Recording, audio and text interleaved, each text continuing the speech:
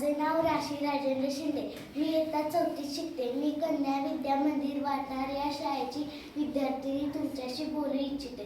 कुणाबद्दल बोलायचं तर राजेंबद्दल. फक्त राजे म्हटलं की एखादं लहान पोरही म्हणतं छत्रपती शिवाजी महाराज. आणि हे फक्त महाराष्ट्रातच घडतं. स्वराज्य हाच श्वास हाच ध्यास. आपण एखाद्या कामाच्या दिशेने वाटचाल करतो, ती किती करतो, कसं करतो हे महत्त्वाचं नाही, त्याचं नियोजन कसं करतो हे महत्त्वाचं. आपल्या राजांचं 50 वर्षांचं आयुष्य, 10 वर्षांचं बालपण, 10 वर्षे रणांगणावर घोड्यावर बसून युद्ध खेळण्यात गेली व 35 वर्ष स्वराज्य घडवण्यात गेली. एक ही गोष्ट नियोजनाशिवाय नाही. अहो ते जाऊ द्या, आईच्या गर्भात असतानाच नियोजन ठरले. का जन्माला यायचं, जन्माला येऊन काय करायचं. अहो दुसऱ्या महिन्याचा गर्भ जिजाऊंना डोहाळे लागले. महिलांनी त्यांना विचारलं, जिजाऊ तुम्हाला काय खावेसे वाटे आणि तुम्हाला काय पाहावेसे वाटे. तर त्यांनी उत्तर दिलं, मला घोड्यावर बसून तलवार चालवावीशी वाटे आणि आत्ताच्या बायकांना तुम्ही नुसते डोहाळे लागू द्या. तुम्ही त्यांना विचारा तुम्हाला काय खावेसे वाटे, तर सांगतात मला वाळूतली माती खावीशी वाटे. म्हणून माती खाणारे लेकरं पैदा होऊ लागले. या देशाला कोणी छत्रपती शिवाजी महाराज नाव ओळखू लागले. जंगलातल्या सर्वोच्च झाडाला साग म्हणतात, संगीताच्या चालीला राग म्हणतात. ज्याने मुठभर मावळे घेऊन स्वराज्य निर्माण केले त्याला जिजाऊचा वाघ म्हणतात, त्याला जिजाऊचा वाघ म्हणतात. आता मावळे म्हटले की किती नावे घ्यायचे. तानाजी मालुसरे, सूर्याजी मालुसरे, बाजीप्रभू देशपांडे, येसाजी कंक, कोंडाजी फर्जत, शिवा काशी आणि आपले बहिर्जी नाईक.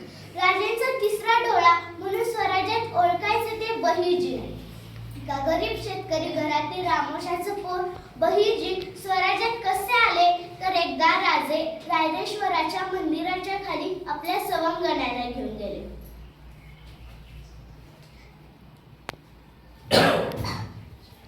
त्यांना सांगितलं तलवारबाजी शिका, दांडपट्टा शिका आणि हे त्या पोरांना शिकवत होते. पण कोणी बघितलं तर म्हणून राजाने एक युक्ती काढली. त्यांनी जंगलाच्या बाहेर 2 पोरं उभी केली आणि त्यांना सांगितलं बाहेरून कोणी अनोळखी व्यक्ती येताना दिसली की तुम्ही कोणत्या तरी पक्षाचा आवाज काढा, मग आम्हाला समजेल कोणीतरी येतंय. मग लगेच तलवारबाजी थांबवायची आणि लगोरी खेळायला सुरू. एकदा बाहेरून बहिर्जी नाईक आले.